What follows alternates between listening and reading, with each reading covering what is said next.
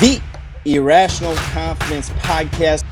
The Alabama Crimson Tide are traveling north of the Mason-Dixon line all the way up to Madison, Wisconsin to face the Wisconsin Badgers.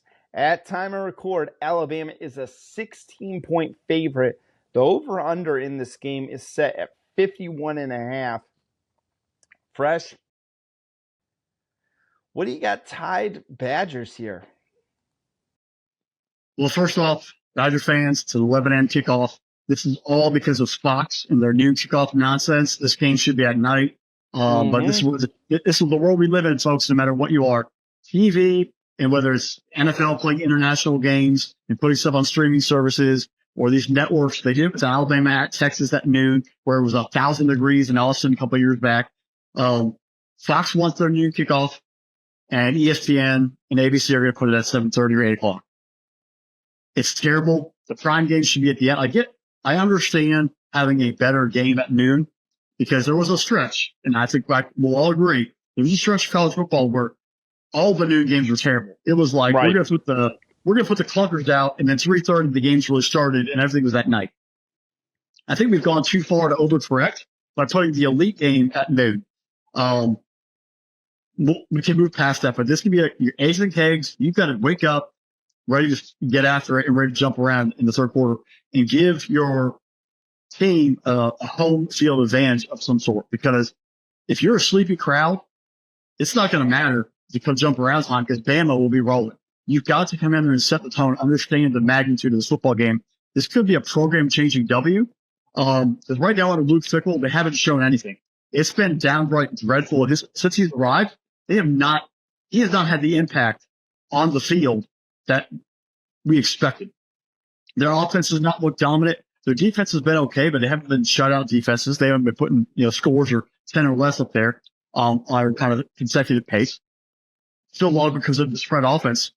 I haven't seen anything different. It's been the same kind of methodical, no spread the ball around, no receiver dominance. Tyler Van Dyke this year, Mordecai last year. It hasn't hit yet. This is your chance. This is what you have built up to get here. It's your chance to showcase, and you got to show up. And the coaches got to show up, the players got to show up, the fans got to show up. And don't just think, it's Alabama, because you're right. Last week, Jalen Milroe did all he could, but that offensive line for Alabama was pretty atrocious. That defense still has some players, but they're not the Nick Saban Alabama. They had a lot of issues. If you get loud and you get that offensive line for Alabama to start freaking out, you're going to see false starts, you're going to start miscues, and that's where it starts to spiral out of control and puts them in a different environment. You've got to come out here, be focused, be raucous, take advantage of the home opportunity. Right now, you look at it. Through two games, I'm actually going to go ahead and say it. I think the Wisconsin coaching staff has been playing vanilla football for the first 2 weeks. They've been trying to sandbag not to show anything to Alabama. Yeah, if that's the case, you better come out in this ballgame and show everything. Because if you come out and give the same effort you did the past 2 weeks, if I'm a recruit, I'm not believing I'm Luke Fickell at that point. Because I'm not seeing anything to give me any inspiration to move forward. I see the same thing over and over again. And you know what? There's actually previous coaching staffs at Wisconsin that got their teams with lesser talent to be prepared and play better. So Luke Fickell, Tressel, Phil Longo, that entire roster, that fan base, the band, everybody, y'all got to be elite on Saturday morning to take on Alabama. This is not a Nick Saban time, but he still has his fingerprints on the team. And there's a team. They went to the playoff last year. The quarterback's back. How do you handle this opportunity? Van Dyke. It's the same Tyler Van Dyke we saw at Miami. 38 for 63, 400 plus yards, 60% complete passes, 1 touchdown pass in 2 ball games against South Dakota and Western Michigan. Chez Malusi, 35 carries, 134 and 3 touchdowns. Will Pollen, wide receiver, 10 catches, 108, no touchdowns. These are your 3 beacon players. They've got to show up. Your offensive line hasn't shown up. It's been terrible watching any kind of film. You're not moving South Dakota. You didn't move Western Michigan, who was dreadful last year. Where's that offensive line for Wisconsin that built out players in the past? Where's those dominant behemoths who were able to line scrimmage? I haven't seen it so far. This is a gut check for the program. On the other side, Alabama.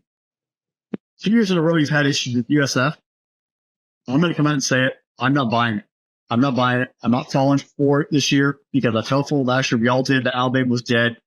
They found ways to keep surviving. They survived Auburn. They beat Georgia, and they went to the playoff. Until Alabama's officially destroyed, I'm not buying the sandbagging effort for South Florida. I expect a different effort. They expect to reshuffle the offensive line because they have some issues there, and they're going to come out and run the football and let Jaden Milroe run around.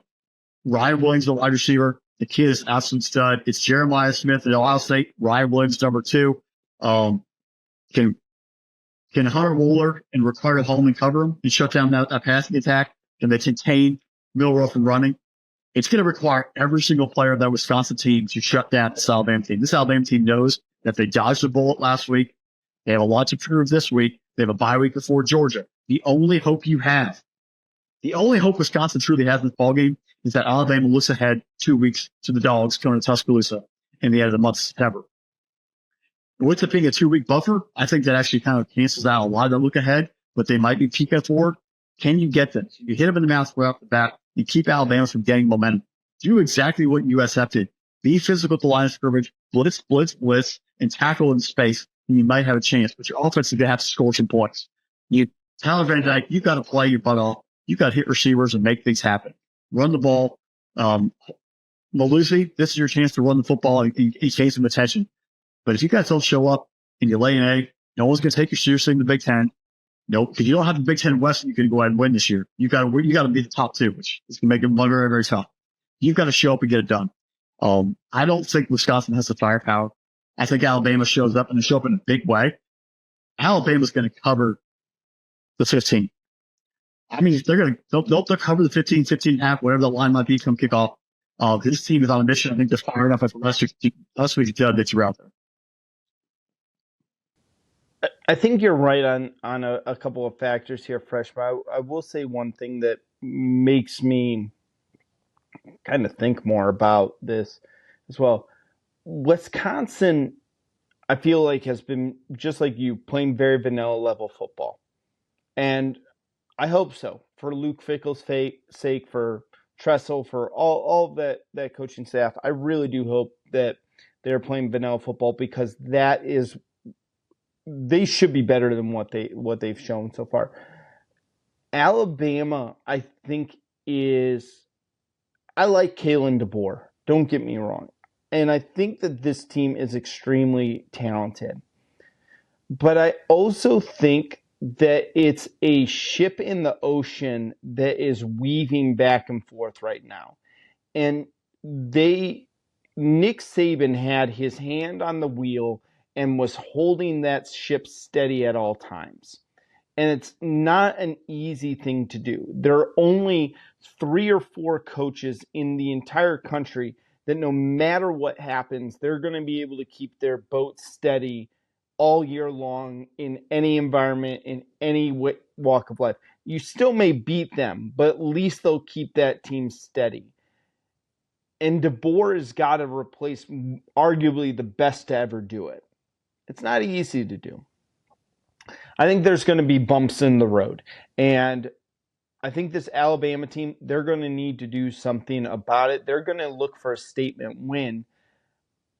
I just think that the ship is rocking a little bit too much, and they're still trying to steady it right now.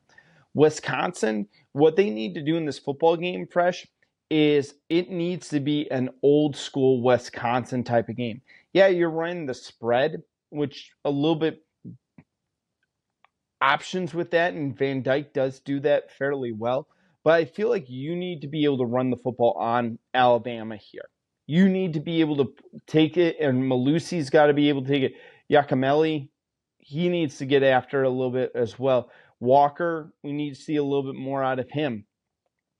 I think if they're able to run the football and shorten this game, shorten the amount of times Alabama touches the football, shorten the time of their possession. And again, when you give Alabama the football, is their drives a 7, 8, 9, 10 play drive and ends in a touchdown? Or are you getting 3, 4, 5 and punt here, or pulling off a turnover? Those are the huge factors. For Alabama, exploit your mismatches. Ryan Williams, we're going to have so much fun over the next 3 years arguing who's better, Ryan Williams and Jeremiah Smith. I mean, we're going to have a blast having that argument right there, because and it's really like asking a person, what is your favorite type of ice cream?